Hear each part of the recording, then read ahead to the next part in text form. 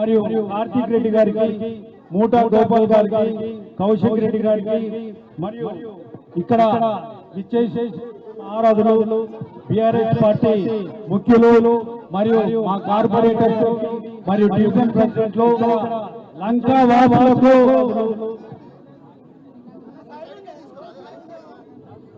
నగర్ వాసులకు మరియు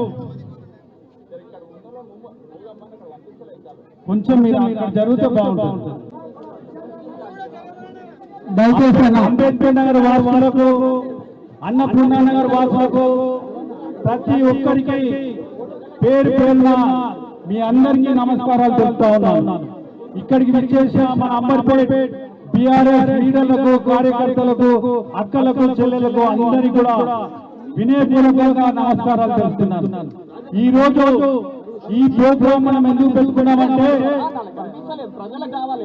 ఈరోజు కాంగ్రెస్ గవర్నమెంట్ ఇష్టారాజ్యంగా వాళ్ళకు తోచినట్టు ఇక్కడికి వచ్చి మన ఇళ్లలో మార్కులు పెట్టి బుల్డోజర్లు వస్తాయి, మీ ఇల్లు కూలగొడతారు, చూసి సుందరీకరణ చేస్తున్నామనే భావన కల్పించి మీరందరూ 15 రోజుల నుంచి నిద్ర లేక, భోజనాలు లేక, పనులు ఉంటుంటే అదే విషయాన్ని నేను మన వర్కింగ్ ప్రెసిడెంట్ కేటీఆర్ గారికి, మిత్రులందరికీ చెప్తే మీ ఏరియాకి వచ్చి మీ లంకలో కూర్చొని మీ అందరికీ మీ కాన్స్టిట్యూన్సీలో ఉండే ప్రతి ఒక్కరికి నేను భరోసా ఇస్తాను హామీతో ఈ రోజు కేటీఆర్ గారు రావడం జరిగింది. అయ్యా, కొందరు మంత్రులు, కాంగ్రెస్ ప్రభుత్వంలో ఉండే మంత్రులు మనల్ని కబ్జా కోళ్ళు అంటున్నారు. అన్నా, మా దగ్గర మొత్తం అంబర్పేటలో ఒక్క ఇల్లు కూడా కబ్జా చేసినట్లేదు, ఏ ఒక్క ఇల్లు కూడా కబ్జా చేసినట్లేదు. మన అందరి పట్టా భూములు చేసుకున్నాం, రిజిస్ట్రేషన్ డబ్బులు కట్టినాం, ఆ తర్వాత ఓడర్ మీద వాళ్ళకి డబ్బులు కట్టినాం, ఆ తర్వాత నల్లా కనెక్షన్ తీసుకున్నాం, మీటర్ కనెక్షన్, ఎలక్ట్రిసిటీ కనెక్షన్ తీసుకున్నాం, డ్రైనేజ్ తీసుకున్నాం, రోడ్లు తీసుకున్నాం. కానీ ఎవరు కూడా కబ్జా చేయలేదు, ఏ ఒక్క ఇల్లు కూడా కబ్జా లేదు. రీసెంట్ గా మన కమిషనర్ అమరాపాల్ కలిసినప్పుడు వెంకటేష్ గారు, మీ దగ్గర ఏం జరిగిందో నాకు తెలియదు కానీ మొత్తం అంబర్పేట కాన్స్టిట్యూన్సీ లో ఒక్కటి కూడా కబ్జా ఇల్లు లేదు, ఒక్కటి కూడా మున్సిపల్లో లేదని చెప్పి. అంటే అంత వినయం ఇక్కడ మనం ఉంటున్నాము. ఈడ ఉండే వాళ్ళందరూ పని చేసుకుంటారు, మేస్త్రి పని చేసుకుంటారు, ఆటో డ్రైవర్ గా పని చేసుకుంటారు, కూరగాయలు అమ్ముతారు, ఆడవాళ్ళు పోయి ఇళ్లలో మేడ్ సర్వెంట్లు పనిచేస్తారు. ఒక్కొక్క రూపాయి కూడగట్టుకొని ఇల్లు చిన్న 60 గజాలు, 80 గజాలు, 70 గజాలు అలా ఇల్లు కట్టుకున్నారు. వాళ్ళ జీవనోపాధి, వాళ్ళ పిల్లలు ఇక్కడనే చదువుకుంటున్నారు, వాళ్ళ పని ఇక్కడనే చేసుకుంటున్నారు. సడన్ గా ఇక్కడ నుంచి మీరు వెళ్ళిపోండి అని అంటే ఎక్కడో 20 కిలోమీటర్ల దూరంలో ఉంటే డబుల్ బెడ్రూమ్ ఇస్తా అంటే మేము ఎట్లా అంత దూరం పోవాలి అని అంటున్నారు. ఈ రోజు గవర్నమెంట్, కాంగ్రెస్ గవర్నమెంట్ 50 సంవత్సరాలు ఇక్కడ పరిపాలన చేసింది. 50 సంవత్సరాల పరిపాలనలో ఏ ఒక్కరు కూడా వచ్చి, ఏ అధికారి కూడా వచ్చి, కలెక్టర్ గారు కూడా, ఆర్టీఓ గారు ఎవరన్నా వచ్చి మనకి ఎఫ్టీఎల్ కానీ లేక బఫర్ జోన్ లో ఉందా అని ఏ ఒక్కరు కూడా రాయి పెట్టలేదు. మన అందరిది ఎఫ్టీఎల్లో లేదు, బఫర్ జోన్ లో లేదు.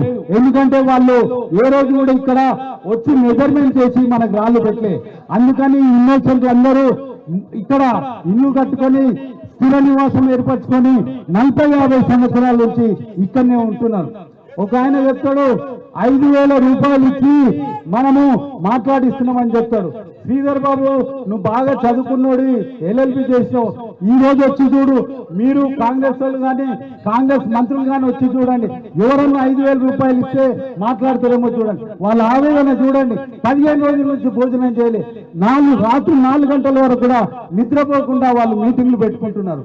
అంత అన్యాయమైన స్థితిలో ఉంటే మీరు ఒక్కరు కూడా వచ్చి ఇక్కడ మాట్లాడరు. ఒక్క అధికారి కూడా వచ్చి ఏ విధంగా చేస్తున్నాము, ఏం చేయబోతున్నాం, మీ ఇల్లు తీసుకొని ఏం చేయబోతున్నాం అని ఇప్పటి వరకు ఎవరన్నా వచ్చిందా? ఎవరు రాలే. అంటే గవర్నమెంట్ వాళ్ళకే తెలియదు. మూసి సుందరీకరణ ఎప్పుడు చేస్తాము, ఎలా చేస్తాము, దానికి డిపిఆర్ ఏంటి, దాని కన్సల్టెంట్ ఎవరు, ఏ విధంగా ఏం చేయబోతున్నాము, పార్కులు కడుతున్నామా, హోటల్ కడుతున్నామా, అమ్యూజ్మెంట్లు చేస్తున్నామా, రేవంత్ రెడ్డి గారికి ఈ రోజు వరకు తెలియదు. ఈ రోజు ముఖ్యమంత్రిని ఇదే ప్లాట్ఫామ్ నుంచి నేను క్వశ్చన్ అడుగుతున్నా, నీవు ఈ సుందరీకరణ 55 కిలోమీటర్ల పొడవునా చేస్తా అంటున్నావు, ఏం చేస్తావో చెప్పు. నీ దగ్గర డిపిఆర్ ఏముంది, నీ దగ్గర కన్సల్టెంట్ ఇచ్చిన రిపోర్ట్ ఏముంది, ఎన్ని పైసలు అయితే అని చెప్పి 1,50,000 కోట్లు ఎవడబసమ్మా వరల్డ్ బ్యాంక్ నుంచి తెస్తావంట. మిగతా రాష్ట్రాలలో ఎలక్షన్లు ఉంటే ఆ ఎలక్షన్లకు డబ్బులు పంపించడానికి నువ్వు ఈ ప్రాజెక్టు పెట్టుకున్నావు. మా కేసీఆర్ సారు 10 సంవత్సరాల లోపల ఓ సెక్రటరేట్ కట్టిండు, ఒక అంబేద్కర్ విగ్రహం కట్టిండు, 1,00,000 మందికి డబుల్ బెడ్రూమ్లు కట్టించిండు.